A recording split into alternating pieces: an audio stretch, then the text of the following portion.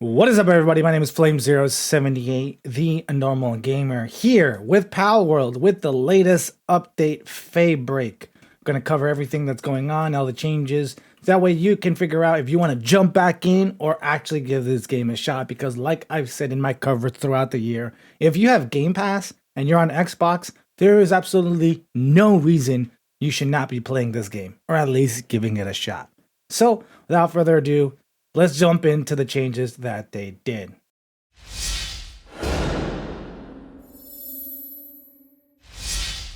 Okay, so first things first, we're gonna just jump into the skill tree. Wait, what is this?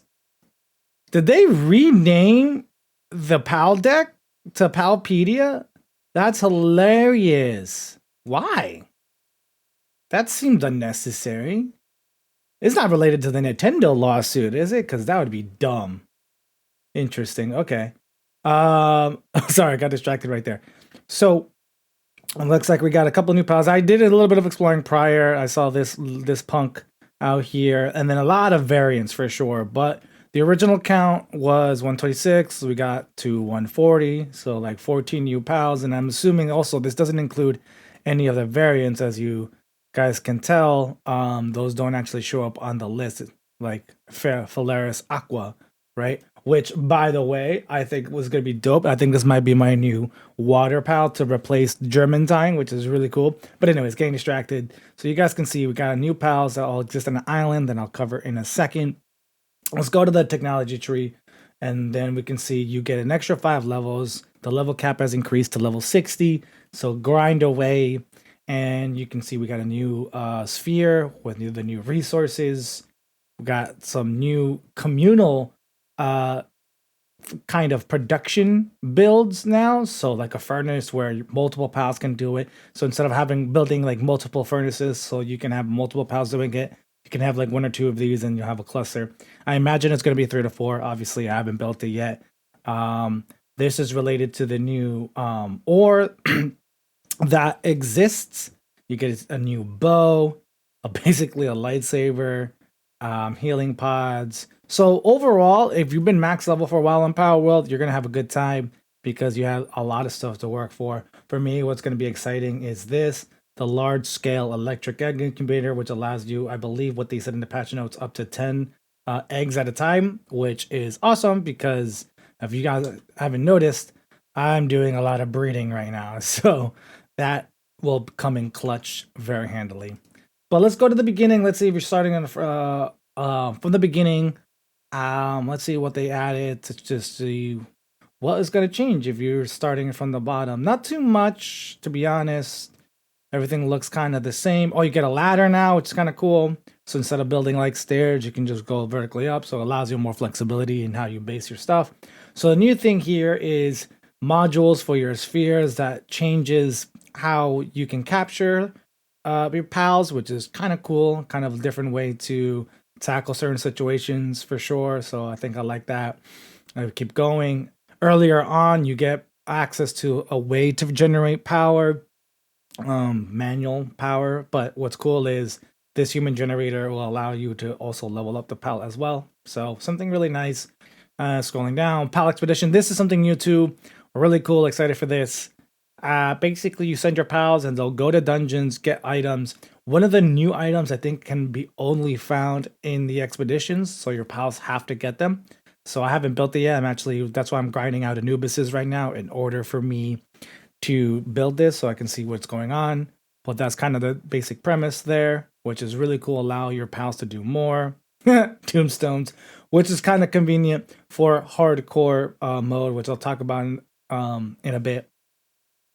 Scroll down. I'm not going to go through every little detail. A new structure, PAL labor research laboratory, facility conducting research on various tasks by assigning tasks to pals in this facility. Research progresses, granting various benefits. So seems like another skill tree kind of avenue for multiplayer. This is kind of cool. You set up these things, and then you can have a flea market to sell items and or to sell pals, which is kind of cool. Allows multiplayer to be a little bit more fleshed out, which is really cool. Again, more modules. I'm just got the weapons, SMG. Yeah, I think that's it. Potato plantation. Oh, What? We got a new plantation. Let's get it. All right, more fruit stuff. I always love that. I love optimizing my farm bases. We got a carrot plantation now too. Got water grenades. Gas grenades. Those are cool. Onion plantation. Whoa, lots of food right here. I did not realize how much food options there actually really was. So I'm actually kind of impressed there in that regard. Um, Other than that, everything looks like kind of normal. Beta wave generator. Oh, nice to help with the sanity of pals. That's really cool. I love that. Skill orchid tree, which is kind of cool. That you can have now your own skill fruit. I had two bases previously around skill fruits, so that's kind of cool. That we don't really need that anymore. Item retrieval. This is neat. You could just place these like near your pal box. So like if you're spawning and moving things around or want to get something, you don't have to like look around. I love that. I'm definitely gonna take advantage of that. This is the other thing that I was talking about food and production. More pals can like cook, which is really nice. And yeah, oh look, the Sakurajima style set now. That's dope. And yeah, so okay, I'm not gonna take too much time on that, but that's overall really neat, really awesome to see. Lots of stuff just in the skill tree alone. Let's talk about hardcore now. Hardcore mode does not make sense the way it's implemented, but I could be wrong. You let me know, but let's break down how it works. So you go into the settings before you make your world, change it to hardcore, or you can even change your own world and just turn on permadeath on player and permadeath on pal. It's pretty self-explanatory. If you die, game over, that's it. But the interesting thing that I found when I was doing a test, I created a dummy world, set it to hardcore. I even set it to random, which is hilarious because you get high level spawns at the beginning starter area. And I died. So when I did that, after I died, I was expecting, my assumption was, okay, I lose that player, but I get to go back into the world, character create, and move on. But that's not how that works. You get the return to title screen, you go back to the title, and if you try to go back into that world, you get the same thing. Return to title, no option to create a world. No option to create a character, none of that. And to me, that's very peculiar. On a solo experience, it kind of makes sense because you get to see, all right, I created this world, I lasted these many days, and then you can see after creating various worlds, you'll see your progression and how long each run actually lasted. But my confusion and my concern is on the multiplayer aspect. For the dedicated server aspect, my confusion is if you're joining a dedicated server and you die, that's it? You can't go back in? So you take the element of like, oh, you lose all your progression, but then you also lose the ability to hang out with the people you want to hang out with on those dedicated world. That to me seems a little bit harsh. Like I get the idea of hardcore. I'm not dismissing the hardcore, but on that end, I'm kind of iffy on the whole thing. And on local multiplayer, say for example, when you're it's not dedicated, you play when you're on, right? If I'm the host and I die, I can't get back in. I just get that return to title screen. So what happens to the other players that are playing with me? They officially can't play either. So do you guys understand my concerns? So that doesn't really make sense. The only thing I would tweak in this entire thing is okay, I died, I lose all my progress, but let me create a player in that world again. It just seems a little bit too harsh for the multiplayer aspect, right? But that's not going to deter me. I'm going to play hardcore. I'm actually planning a hardcore run. If you guys want to see that, make sure to hit that subscribe button. I'm really excited about that. The world I'm going to play it so far, at least what I'm tweaking, obviously permadeath on pals, permadeath on player. And I'm just going to tweak it. It's going to be really cool. I'm going to be really excited to kind of build that series out for you guys. But overall, what do you guys think about hardcore mode? Does my concern make sense? Let's discuss down below. All right, so lastly, I want to cover the new island, the new stuff. Oh, as I'm going on, this is not scripted, obviously, as you guys can tell. On the map, you're going to see, new bounties of players. So basically new kind of fights. Instead of fighting pals, you get to fight tamers, which is really cool. I already kind of beat a couple of them that were nearby, like my old base. I think they do respawn, and then you go into the towns, especially here. Like I know in Dune Shelter, there's one. You go to the claim, and you get some. You get some rewards. I believe you get where to go. This stuff, ancient PAL manuscripts, which I believe with that new item that we were talking about earlier. I think that's where that's related. So I think that overall is really cool. The new island is south of the volcano area. So I'm going to go to this base right here that I'm in the process of retiring. And we're going to kind of just get a visual look-see of how the new island works. So you guys can see that's the new island. Meteorite, that's really cool. But there you go. You can kind of see the scale of it.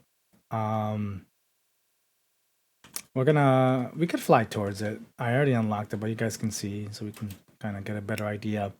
One thing to note as you're gonna approach is you're gonna get a little surprise when you fly in with your pal for the first time.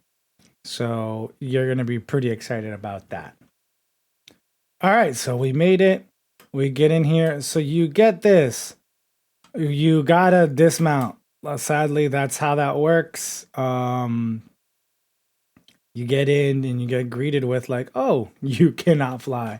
So from what I tell and from what I've seen on the Discord, essentially, there's defenses that you need to take out, and then once you do that in the area, I think you'll be able to fly freely.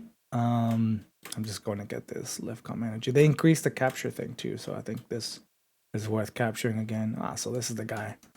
This is the guy I did not capture last time because I didn't have my Ring of Mercy, so I ended up killing him. So we're gonna not kill him this time. So you see that now, this has changed. If you hit him in a certain area, I think if you hit him in the head or if you surprise him from behind, I believe you get a critical addition to it, which is actually really cool. Okay, all right, I get it. I'm sorry. Like, oh wow, it just makes things interesting. I think it forces you to kind of actually look around. I just kind of need, which is why when you guys see like this is so far what I've gotten. I mean, I didn't play that much yesterday, so and then this is the new ore, one of the new ores that you can find. I believe level 4 miners would probably be better because my dig toys does not mine that well, but I don't want to summon him considering. There you go. So yeah, Dictor's usually is a beast, but with this new ore, he's not doing much. But I don't have anyone else right now, so that's what we're gonna do. So yeah, the new island so far is gonna be pretty massive. It goes down pretty far from what I can tell, but the interesting part is definitely the fact that you can't just be zooming around on your POW. You're definitely going to have to take it local, take it slow, which is I think intentional. I don't think they want people to actually grind everything out. So this is interesting. I'm not actually in the air. Oh, okay. I do get okay, all right. So I can't even ride my pals. I don't know if it's because if a Frostillion can also fly, or if just ground mounts would get the same issue. So there's that. Oh no! That bastard flew. But I think that covers everything so far. The update. If you guys want more concise updates, while I like, maybe not. Maybe not. I'm sorry. Ah! But that really is it for me. My name is Flame078. Thank you guys so much for tuning in, and see you guys for the next one. Adios.